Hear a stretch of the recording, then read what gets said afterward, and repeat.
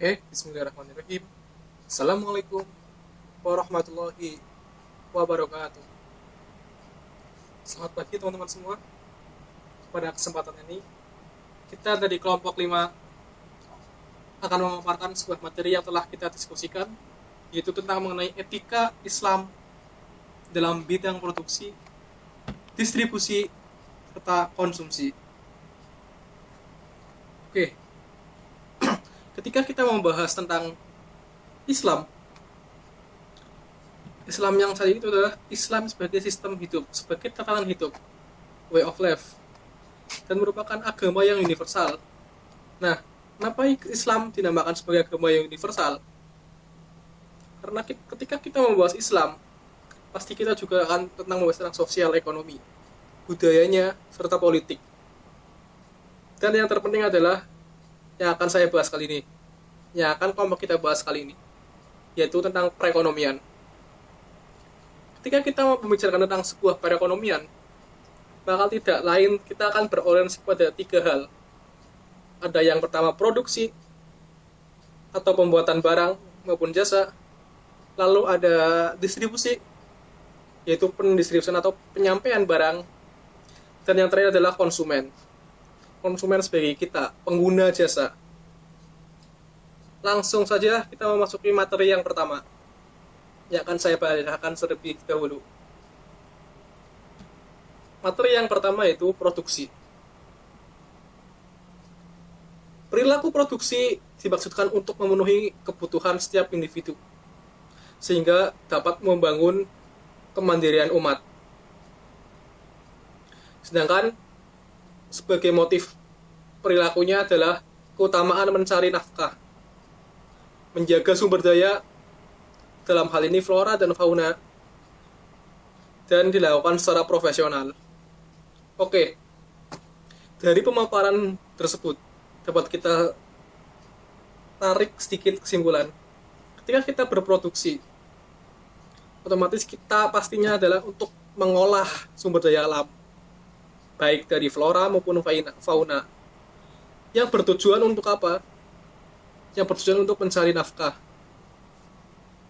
Dan dilakukan secara profesional dan berusaha untuk bersatu dengan yang halal. Nah, ketika kita membahas sistem ekonomi, terutama sistem ekonomi Islam, dalam hal produksi tentunya, kita harus berorientasi kepada sesuatu yang halal. Jangan kita yang tidak-tidak.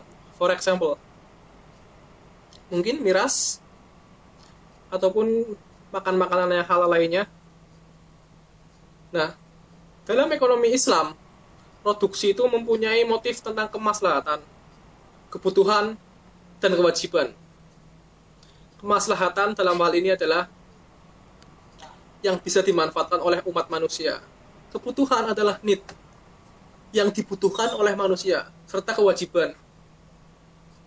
Kemudian, konsumsi perilaku produksi merupakan usaha seseorang atau sekelompok untuk melepaskan dirinya dari kefakiran. Menurut M.M. Maltway, tentang asumsi produksi harus dilakukan untuk barang-barang yang halal, dengan proses produksi dan pasca produksi yang tidak menimbulkan kemadharatan. Ya, dalam ekonomi Islam harus dengan yang halal, seperti yang saya sebutkan tadi, dan ada tambahan menurut Metternich, yaitu menghilangkan kemudaratan. Semua orang memberikan kebebasan untuk melakukan berproduksi, tetapi harus berhubungan dengan yang halal dan tidak menimbulkan kemudaratan. Produksi dalam ekonomi Islam adalah setiap bentuk aktivitas yang dilakukan manusia untuk mewujudkan manfaat atau menambahkannya nilai guna dengan cara mengeksplorasi sumber-sumber ekonomi yang disediakan oleh Allah, sehingga menjadi maslahat untuk memenuhi kebutuhan. Oke, dari pemaparan yang saya terangkan tadi, jadi intinya itu produksi adalah aktivitas orang ataupun manusia, yang dimana orang tersebut itu mengolah sumber daya, baik flora maupun fauna, yang disediakan oleh Allah Subhanahu wa Ta'ala untuk mencapai maslahat, dan di sisi lain juga memenuhi kebutuhan manusia. Selanjutnya, prinsip-prinsip berproduksi. Prinsipnya itu ada 4. Berproduksi dengan yang halal, kemudian keadilan dalam berproduksi, kemudian ada kegiatan produksi itu terikat dengan tatanan nilai moral dan islami. Dan yang terakhir, nomor 4, memperhatikan aspek sosial kemasyarakatan. Yang pertama, ada berproduksi dalam lingkaran yang halal. Nah, prinsip ini yang merupakan suatu kewajiban bagi semua umat muslim, baik individu maupun komunitas yang sedang melakukan kegiatan ekonomi. Produsen pada ekonomi konvensional juga mengenal istilah halal dan haram. Tapi yang menjadi prioritas setiap produsen, terutama dalam konvensional, adalah memenuhi kebutuhan pribadi mereka dengan mengumpulkan laba, harta, dan uang. Tetapi kita tidak. Dalam umat Islam harus berproduksi dalam lingkaran yang halal. Dalam hal ini tidak mudarat serta menimbulkan kemaslahatan bagi setiap orang, dan yang terpenting memenuhi kebutuhan tiap-tiap masyarakat. Kemudian ada keadilan dalam berproduksi. Sistem produksi dalam ekonomi Islam telah memberikan keadilan dan persamaan. Prinsip produksi sesuai dengan kemampuan masing-masing tanpa menindas orang lain atau menghancurkan masyarakat.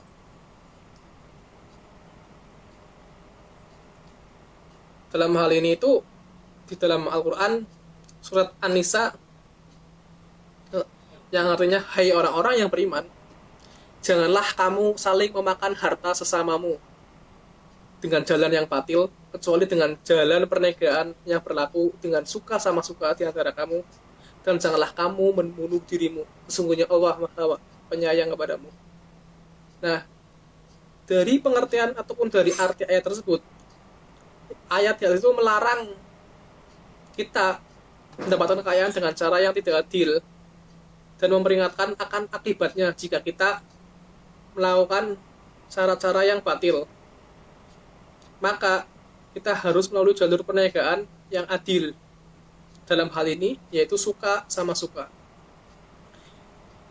Oke, lanjut ke prinsip selanjutnya.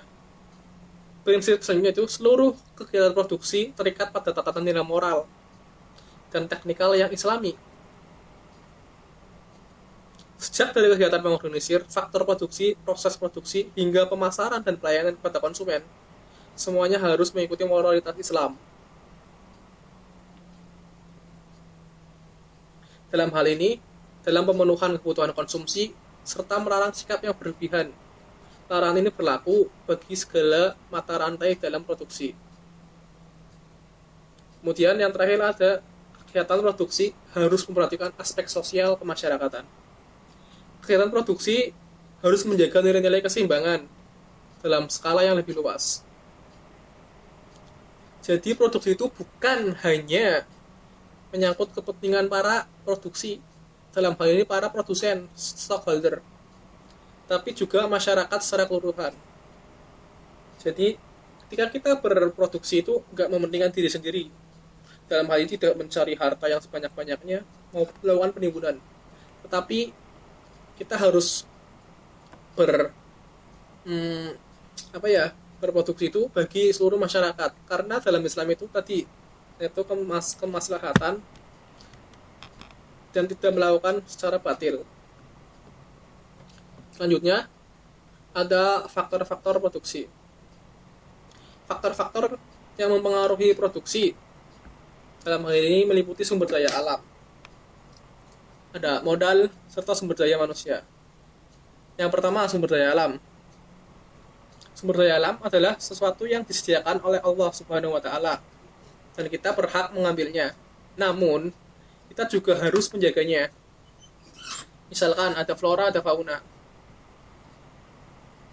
Ya, kayak flora mungkin lebih ke arah tanaman, kapas mungkin, dan faunanya lebih ke arah hewan, memanfaatkan suatu obat. Selain dari sumber daya alam, kita juga memanfaatkan sumber daya manusia. Dalam hal ini yaitu tenaga kerja. Bahasa halusnya tenaga kerja. Dan yang terakhir serta yang terpenting adalah modal. Ketika kita memulai sebuah produksi, maka kita harus menyiapkan sebuah modalnya. Karena tanpa modal kita tidak akan dapat memulai sebuah produksi. Nah, langsung sumber daya alam. Sumber daya alam adalah pemberian langsung dari Allah Subhanahu wa taala. Dalam hal ini kita hanya tinggal menerima dan memanfaatkan saja. Seperti yang terdapat dalam surat Al-A'raf yang artinya sesungguhnya bumi ini kepunyaan Allah. Dipusakakannya kepada siapa yang dikehendakinya dari hamba-hambanya. Dan kesudahan yang baik adalah bagi orang yang bertakwa. Nah, kemudian yang kedua tadi ada sumber daya manusia.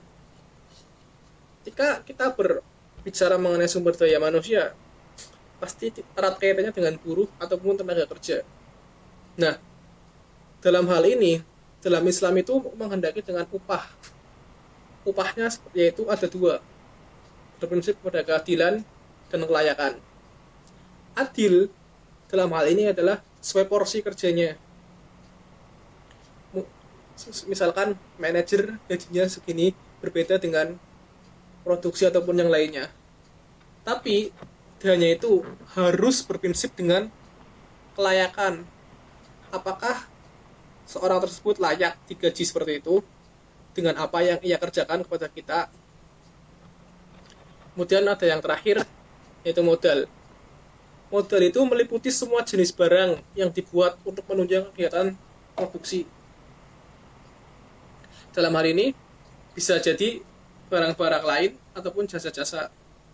Dan dalam Islam terkait dengan pemilikan harta. Selanjutnya akan mengenai distribusi yang akan disampaikan oleh teman saya. Silakan.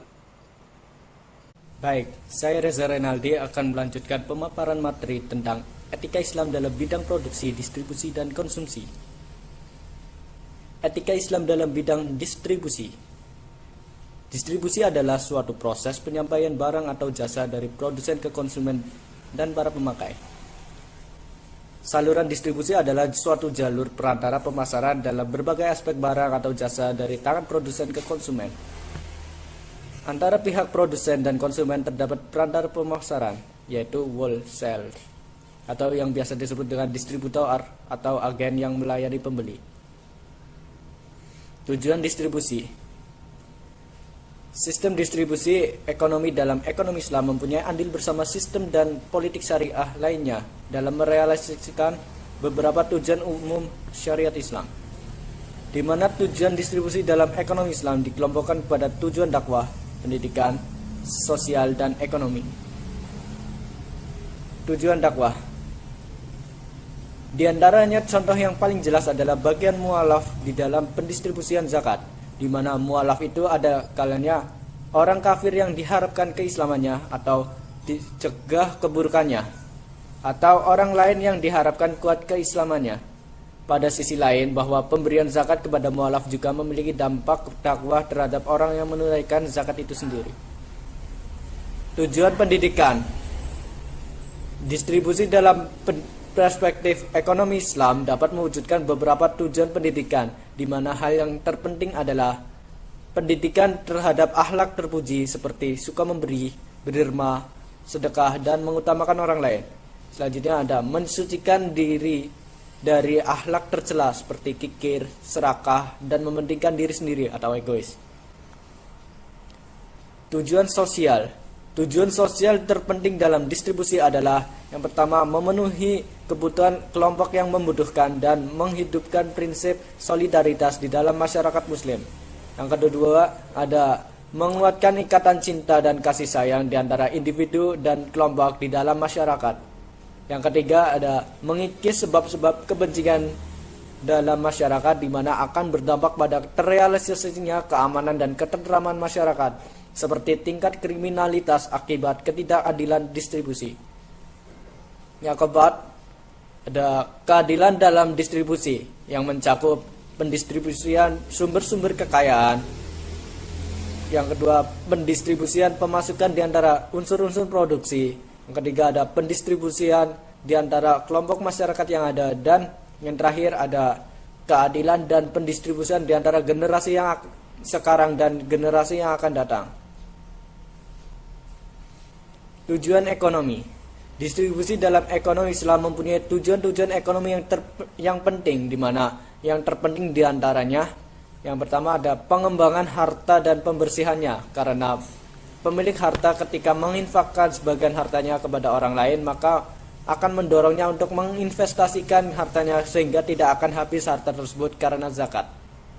Yang kedua ada memberdayakan sumber daya manusia yang menganggur. Yang ketiga ada andil dalam merealisasikan kesejahteraan ekonomi, di mana tingkat kesejahteraan ekonomi berkaitan dengan tingkat konsumsi. Sedangkan tingkat konsumsi tidak hanya berkaitan dengan bentuk-bentuk pemasukan saja, namun juga berkaitan dengan cara pendistribusiannya di antara individu masyarakat. Next, distribusi dalam Islam. Distribusi dalam Islam yang pertama ada zakat. Salah satu perhatian pokok ilmu ekonomi Islam adalah mewujudkan keadilan distribusi. Karena itu, semua keadaan ekonomi yang didasarkan pada ketidakseimbangan harus diganti dengan keadaan-keadaan yang memenuhi tuntutan keseimbangan. Tindakan sosial harus digerakkan secara langsung untuk perbaikan kesejahteraan kalangan yang kurang beruntung dalam masyarakat, ialah melalui zakat, infak, serta sedekah. Distribusi dalam Islam yang kedua ada larangan penimbunan. Menimbun adalah membeli barang dalam jumlah yang banyak kemudian menyimpannya dengan maksud untuk menjualnya dengan harga yang tinggi.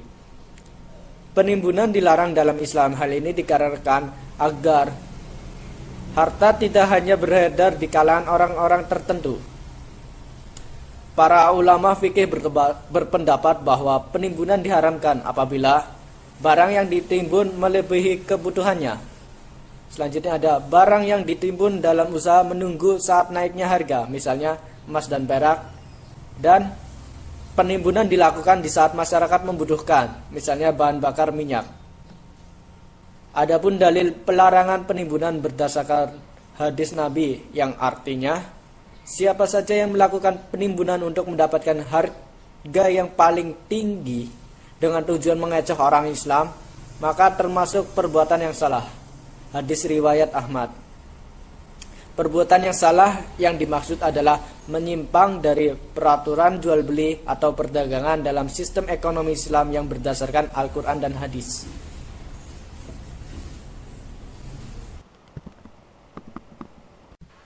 Baik, saya Vicky Zakiati akan melanjutkan pemaparan tentang konsumsi. Menurut Samuelson, konsumsi adalah kegiatan menghabiskan utility atau nilai guna barang dan jasa. Sifat barang konsumsi menurut Al-Ghazali dan Al-Shatibi dalam Islam adalah at-thayyibat. At-thayyibat adalah barang yang baik, bersih, suci, serta berfaedah.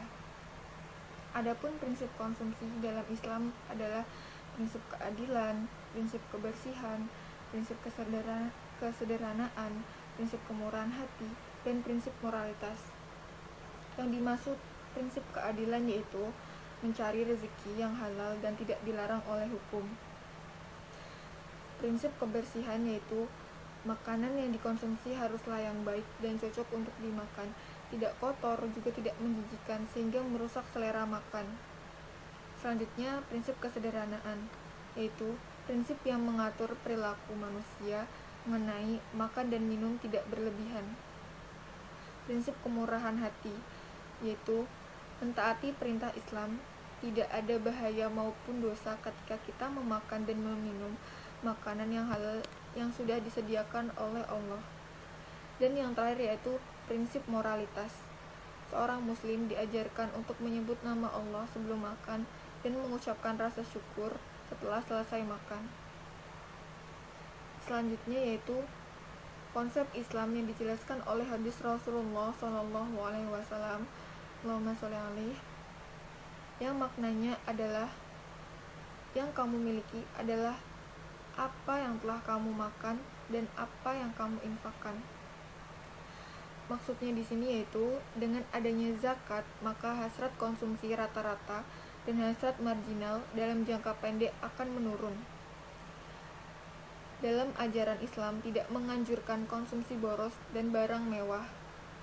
Ajaran Islam dalam batas-batas tertentu dapat mengimbangi efek zakat terhadap konsumsi.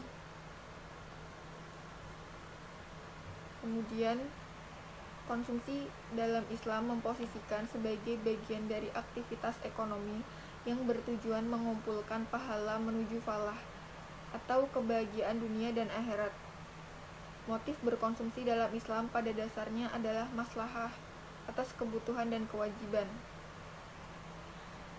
Kemudian, sementara itu Yusuf Qaradawi menyebutkan beberapa variabel moral dalam berkonsumsi, di antaranya konsumsi atas alasan dan barang-barang yang baik atau halal, berhemat, tidak bermewah-mewah, menjauhi hutang, menjauhi kebahilan dan kekikiran. Adapun landasan aktivitas konsumsi di dalam Al-Quran, yaitu ada di surat Al-Baqarah ayat 168 dan surat An-Nahl ayat 114. Pada kedua ayat di atas secara tegas terdapat prinsip halal dan baik, prinsip ketiadaan mengikuti hawa nafsu, prinsip syukur, dan prinsip patuh.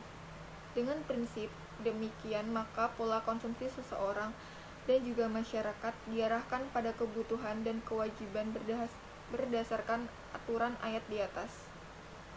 Demikian presentasi dari kelompok kami, kurang lebihnya mohon maaf. Wassalamualaikum warahmatullahi wabarakatuh.